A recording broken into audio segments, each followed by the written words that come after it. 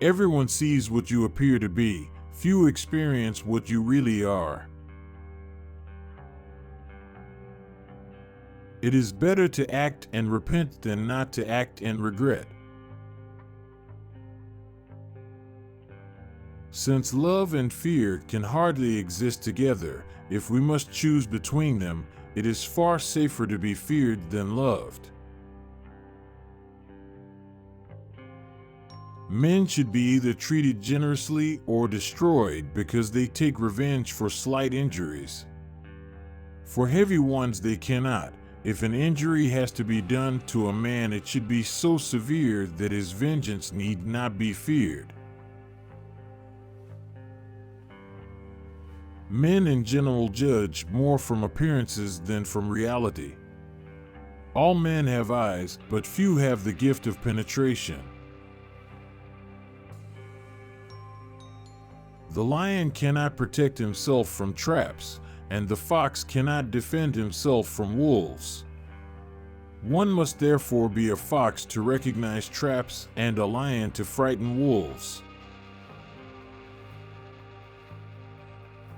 Wisdom consists of knowing how to distinguish the nature of trouble, and in choosing the lesser evil.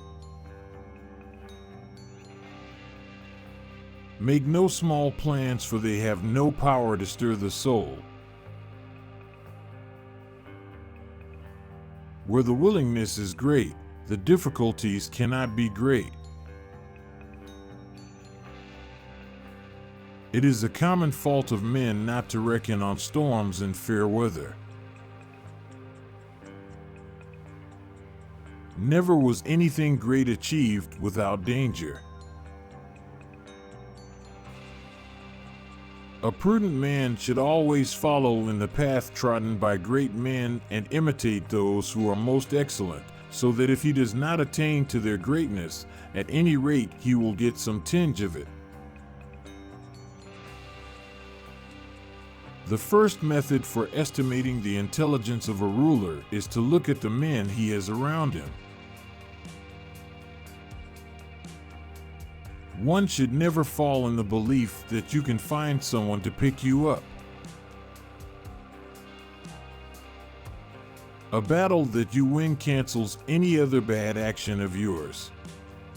In the same way, by losing one, all the good things worked by you before become vain.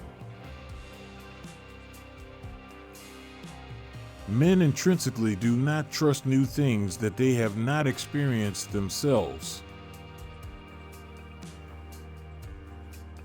Make mistakes of ambition and not mistakes of sloth.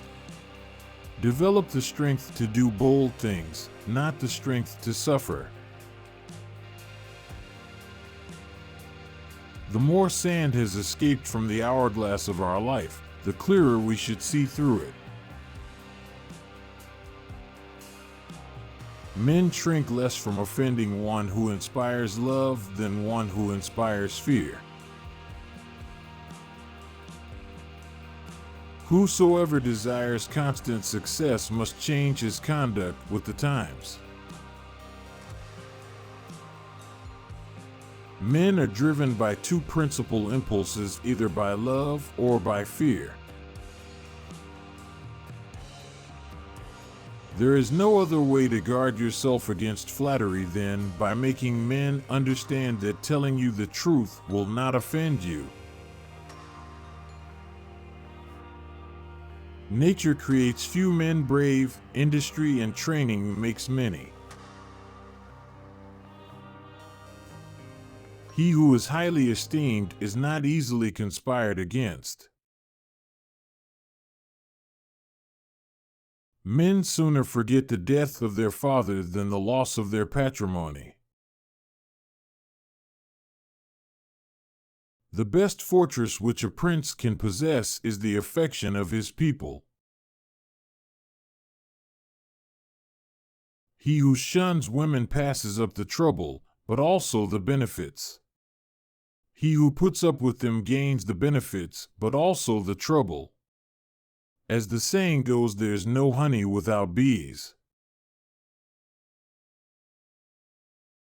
Everyone who wants to know what will happen ought to examine what has happened.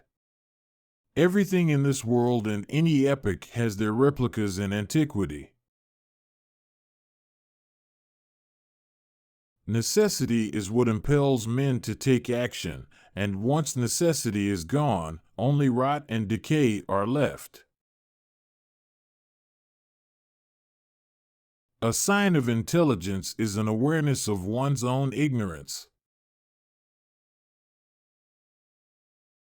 Of mankind, we may say in general they are fickle, hypocritical, and greedy for gain. There is nothing as likely to succeed as what the enemy believes you cannot attempt.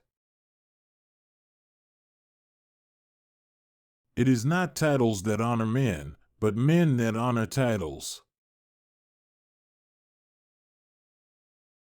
There is no avoiding war, it can only be postponed to the advantage of your enemy.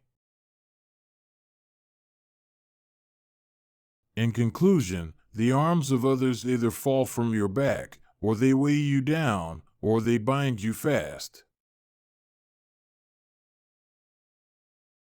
He who builds on the people, builds on the mud. Men will always deceive you, unless they are kept honest by constraint.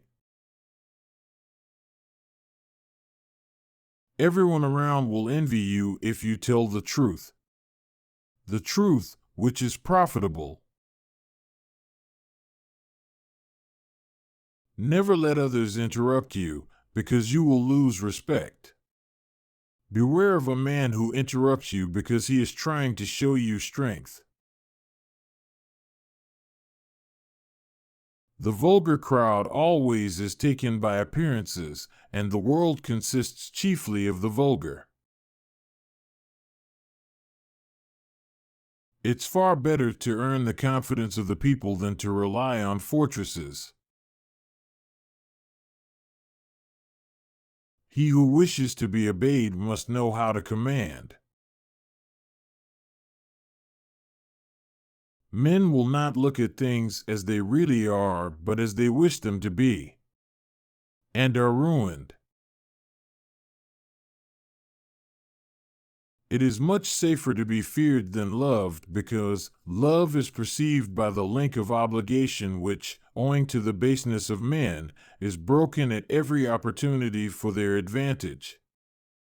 But fear preserves you by a dread of punishment which never fails.